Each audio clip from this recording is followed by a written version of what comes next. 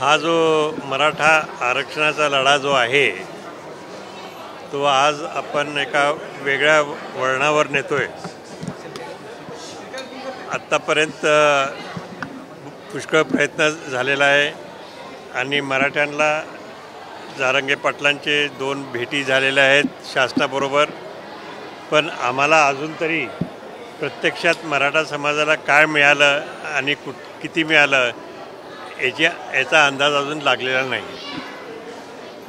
तर मराठा समाजाला एकंदरीत पाहता आरक्षणाची अत्यंत गरज आहे, यात काय आता शंका राहिलेली नाही आणि म्हणून हा लढा आता या खंडेनवमीच्या निमित्ताने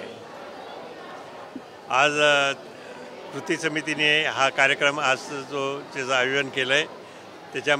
त्यांच्या माध्यमातून आता हा लढा कायदेशीर रूपाने म्हणजे संविधानातला संविधान हातात घेऊन आणि आपले छत्रपती शाहू महाराजांचा आदेश 1902चा आरक्षणासंबंधीचा जो आहे तो सुद्धा हाती घेऊन त्याच्या बेसवर आपण आपला लढा आता ह्यापुढे करायचा आहे आणि आरक्षण मिळवण्यासाठी सातत्याने प्रयत्न करायचा आहे, कारण मराठा समाज हा मोठा समाज आहे आणि त्याला आरक्षण मिळालंच पाहिजे।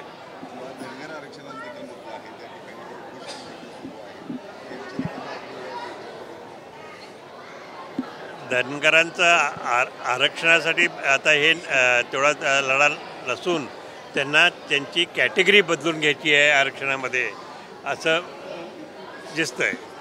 तर ते त्याच्याबद्दलही शासनाने याच्यातनं तोडगा निषेध काढला पाहिजे, अजून तोडगा निघाला आहे असं मी समजत नाही।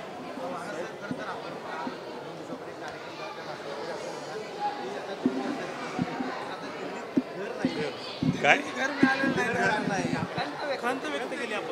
खंत व्यक्त केली नाही, वस्तुस्थिती सांगितली की आता 1.5 वर्ष खासदार होऊन सुद्धा अजून परमनंट रेसिडेन्समध्ये मी तिथं गेलो नाही आहे।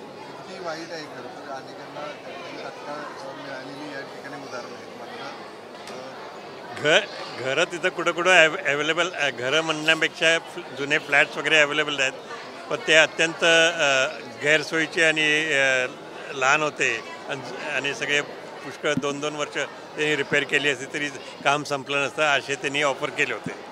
तर त्याच्याऐवजी आता नवीन फ्लॅट देणार आहे, आता लवकरच मिळेल अशी आशा आहे। आज हेगडेवार यांना एका बाजूला राजर्षी शाहू महाराजांना भारतरत्न केंद्र सरकारनं द्यायला पाहिजे होता, महात्मा फुलेंना खरं द्यायला पाहिजे होतं स्वतःहून, पण आता हेडगेवारांना भारतरत्न देण्यासंदर्भाच्या हालचाली केंद्रानं सुरू केलेल्या आहेत, कसं वाटतं? आता त्याचे नियम त्यांना शासनाला ठरवावे लागतील।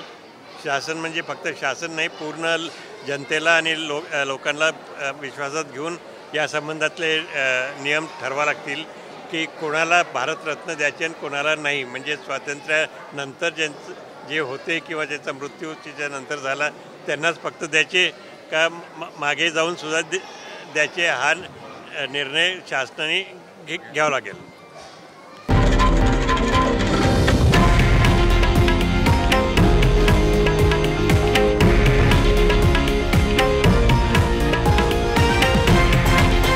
हे आहे देशातील नंबर 1 न्यूज नेटवर्क आणि आपण पाहत आहात TV9 मराठी, एकमेव।